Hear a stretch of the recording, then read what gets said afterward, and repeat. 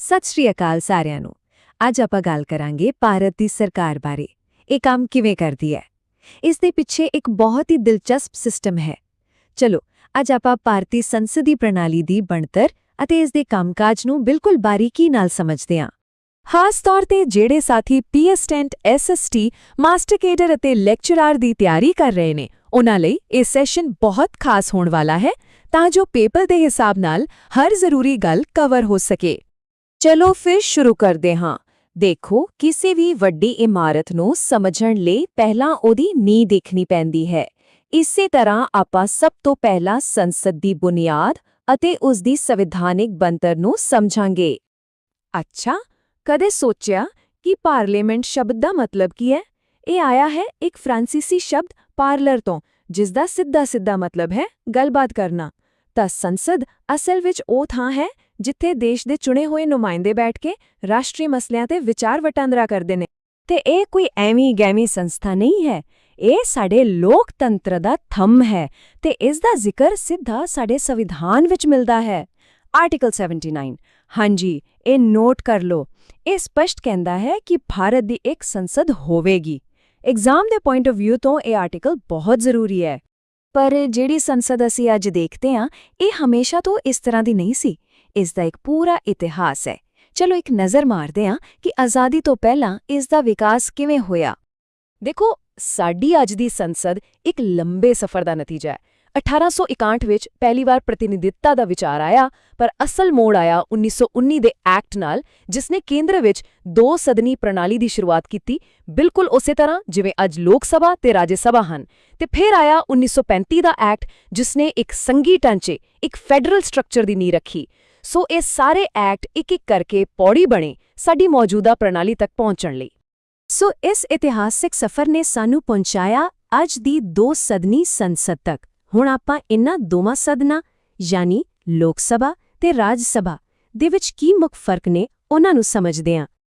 ਇਹ ਟੇਬਲ ਬਹੁਤ ਹੀ ਜ਼ਰੂਰੀ ਹੈ। ਇਥੋਂ ਸਿੱਧੇ ਸਵਾਲ ਬਣਦੇ ਨੇ ਪੇਪਰ ਵਿੱਚ। ਧਿਆਨ ਨਾਲ ਦੇਖੋ, ਲੋਕ ਸਭਾ ਲਈ ਮੈਂਬਰ ਬਣਨ ਦੀ ਘੱਟੋ-ਘੱਟ ਉਮਰ ਹੈ 25 ਸਾਲ, ਜਦਕਿ ਰਾਜ ਸਭਾ ਲਈ 31 ਸਾਲ ਹੈ।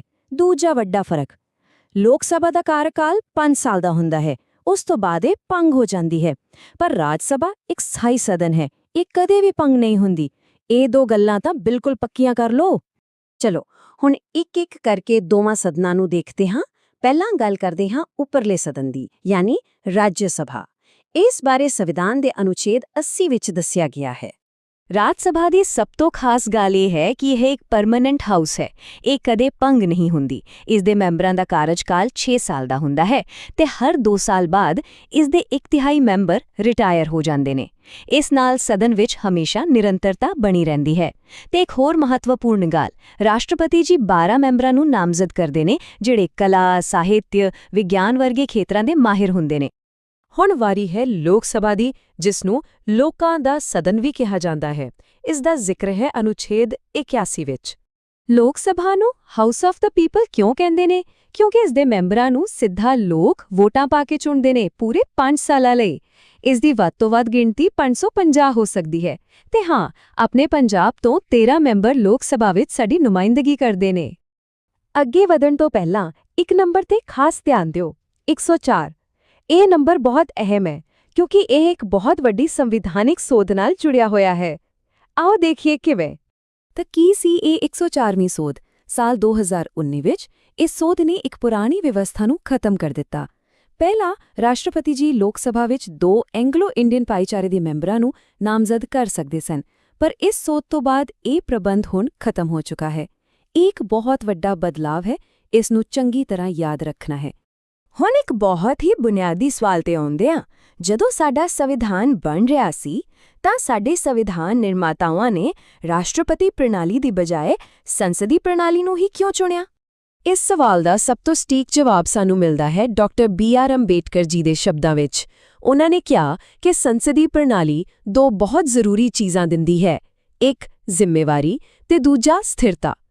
ਜ਼ਿੰਮੇਵਾਰੀ ਇਸ ਲਈ ਕਿਉਂਕਿ ਸਰਕਾਰ ਨੂੰ ਹਰ ਰੋਜ਼ ਸੰਸਦ ਨੂੰ ਜਵਾਬ ਦੇਣਾ ਪੈਂਦਾ ਹੈ, ਤੇ ਸਥਿਰਤਾ ਇਸ ਲਈ ਕਿਉਂਕਿ ਸਰਕਾਰ ਉਦੋਂ ਤੱਕ ਚੱਲਦੀ ਹੈ ਜਦੋਂ ਤੱਕ ਉਸ ਕੋਲ ਬਹੁਮਤ ਦਾ ਸਮਰਥਨ ਹੈ।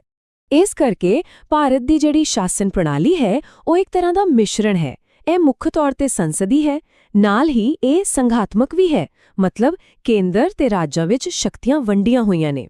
ਪਰ ਇਸ ਵਿੱਚ ਕੁਝ ਇਕਾਤਮਕ ਗੁਣ ਵੀ ਨੇ, ਜਿਸ ਦਾ ਮਤਲਬ ਹੈ ਕਿ ਐਮਰਜੈਂਸੀ ਵਰਗੀਆਂ ਸਥਿਤੀਆਂ ਵਿੱਚ ਕੇਂਦਰ ਸਰਕਾਰ ਜ਼ਿਆਦਾ ਤਾਕਤਵਰ ਹੋ ਜਾਂਦੀ ਹੈ। ਠੀਕ ਹੈ, ਆਪਾਂ ਇਹ ਤਾਂ ਸਮਝ ਲਿਆ ਕਿ ਸਰਕਾਰ ਸੰਸਦ ਨੂੰ ਜਵਾਬਦੇਹੀ ਹੈ, ਪਰ ਸੰਸਦ ਇਹ ਯਕੀਨੀ ਕਿਵੇਂ ਬਣਾਉਂਦੀ ਹੈ? ਉਹ ਕਿਹੜੇ ਔਜ਼ਾਰ ਨੇ ਜਿਨ੍ਹਾਂ ਨਾਲ ਸੰਸਦ ਸਰਕਾਰ ਤੇ ਕੰਟਰੋਲ ਰੱਖਦੀ ਹੈ? ਸੰਸਦ ਕੋਲ ਸਰਕਾਰ ਤੋਂ ਜਵਾਬ ਮੰਗਣ ਦੇ ਕਈ ਤਰੀਕੇ ਨੇ। ਸਭ ਤੋਂ ਪਹਿਲਾਂ ਹੈ ਪ੍ਰਸ਼ਨ ਕਾਲ, ਜਿੱਥੇ ਮੈਂਬਰ ਸਿੱਧਾ ਮੰਤਰੀਆਂ ਨੂੰ ਸਵਾਲ ਕਰਦੇ ਨੇ। ਫਿਰ ਆਉਂਦਾ ਹੈ ਜ਼ੀਰੋ ਆਵਰ, ਇਹ ਭਾਰਤੀ ਸੰਸਦ ਦੀ ਆਪਣੀ ਦੇਣ ਹੈ। ਇਸ ਵਿੱਚ ਮੈਂਬਰ ਬਿਨਾਂ ਪਹਿਲਾਂ ਦੱਸੇ ਕੋਈ ਵੀ ਜ਼ਰੂਰੀ ਮੁੱਦਾ ਚੁੱਕ ਸਕਦੇ ਨੇ। ਤੇ ਸਭ ਤੋਂ ਵੱਡਾ ਹਥਿਆਰ ਹੈ ਬੇਪਰੋਸਗੀ ਪ੍ਰਸਤਾਵ। ਜੇ ਇਹ ਪ੍ਰਸਤਾਵ ਪਾਸ ਹੋ ਜਾਵੇ ਤਾਂ ਸਰਕਾਰ ਨੂੰ ਤੁਰੰਤ ਅਸਤੀਫਾ ਦੇਣਾ ਪੈਂਦਾ ਹੈ।